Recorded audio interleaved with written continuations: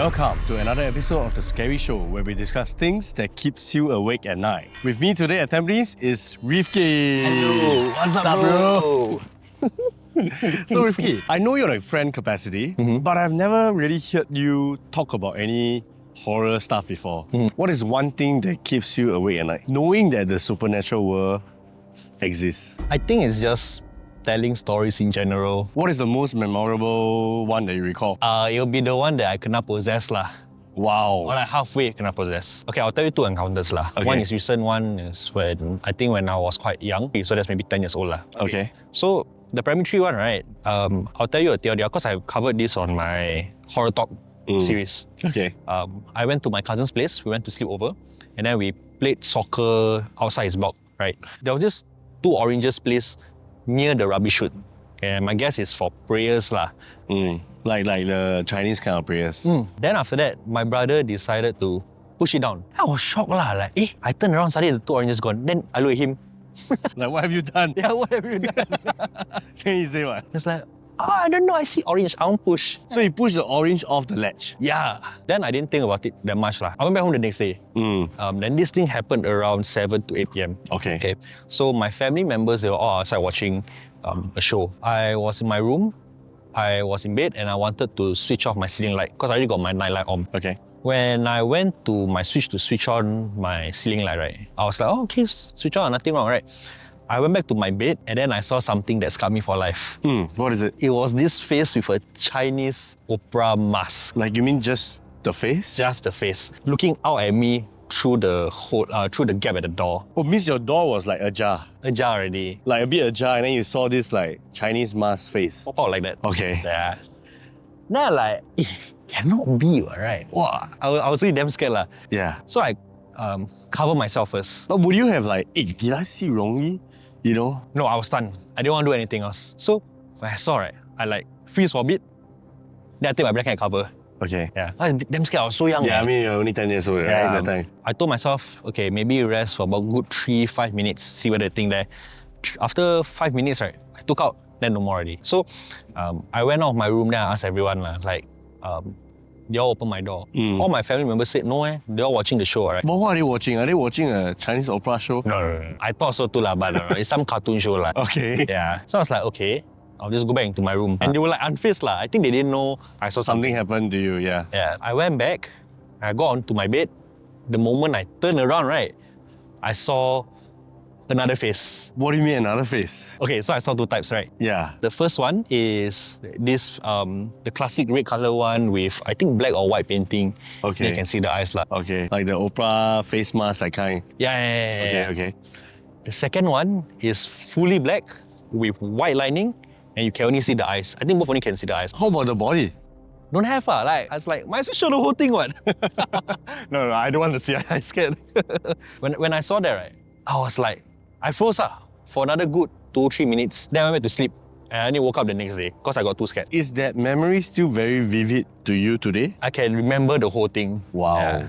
And I remember the face and everything. So every time when I walk around and I see like all this Chinese opera masks, right, it will remind me of that thing that happened now. I don't really know what's like Chinese opera. Oh. Yeah. So it called me a year later when I saw this online, right, I was like, and this is the one that I saw. Oh, wow. So you've never seen Chinese opera even until at that point? No. It's just that after that you attributed to, this is the thing that I saw before. Yeah. Wow. That was like the realization law. Do you link up anything along the years? I linked it up straight away, like it was my brother because he pushed down the orange. Then your brother should be the one seeing it, not you. Wow, I angry, sir. But did your brother encounter anything himself? No, he was perfectly fine. Then the second one would be the kena possessed, or like halfway. Wow. When is this? Okay. This one was around 1 to 2 years back, a few months before I ORD. Okay, NS time. NS time. Okay. Yeah. So the thing about me is that I got relocated twice because of my surgery. So I was supposed to be in transport first, and then I went as a transport admin. So when I went back to camp, it was first time going to the camp. Yeah. To the new camp that you are reallocated to. Okay. I went, the first thing I realized, right, the room was very dark. Yeah, so they don't like to switch on the lights. I'll tell you why I'm telling you this the later part. Okay. Yeah. So I was like, normal stuff, got orientation. You bring me around to the different sergeants and sirs, warrant officers. Then towards the end, right, I started feeling a bit feverish. I don't know why. Maybe because I never been out for so long, because MC, right? So I went back home. I felt even more feverish. Then I was like, okay, you know what? I don't want to be late for work tomorrow. I'm just gonna go and sleep. I started to have this like weird dream. It was, okay, I thought it was fine until towards the end. I was dreaming about me and my family. We were at this museum, just roaming, looking at all the different artifacts. I couldn't really tell where the museum was. A few minutes later, right, everyone froze. Yeah. So usually for me, it's okay, if everyone freeze, maybe I got some superpower, you know, like Marvels or something, right? But when that thing happened, I started getting goosebumps in my dream. The next thing I know, everyone started floating, including me. And my heart was pumping damn fast. I thought it was damn real, okay? I started pumping damn fast. So I started reciting my prayers.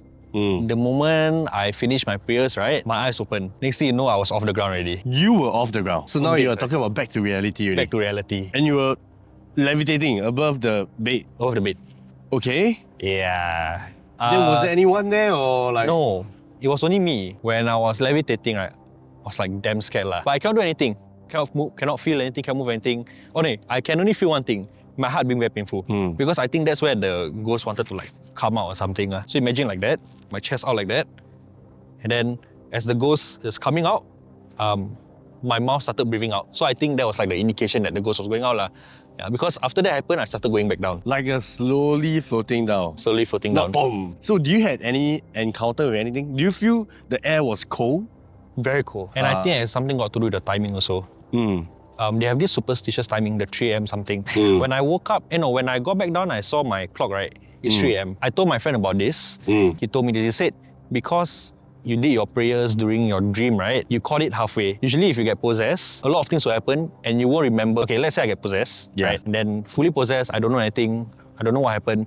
The next day, whoever that's around you that got affected by it, because when you possess, it can get very wild one. Whoever's affected, they will tell you exactly what happened. Then you will say like, oh, I didn't remember doing or eating something last night. Yeah, like you have a whole memory loss. IMC next day from camp. The next day, I went back to camp and then I spoke to my sergeant privately because I was only comfortable talking to him. I don't know anyone else at that point of time, right? When I told him about what happened and I told him why I took my MC the day after that, he was unfazed. I was shocked. I was like, cannot be. Usually if I tell this to like someone, or like when I told my parents, they were very scared. And then he told me it's not the first time it has happened.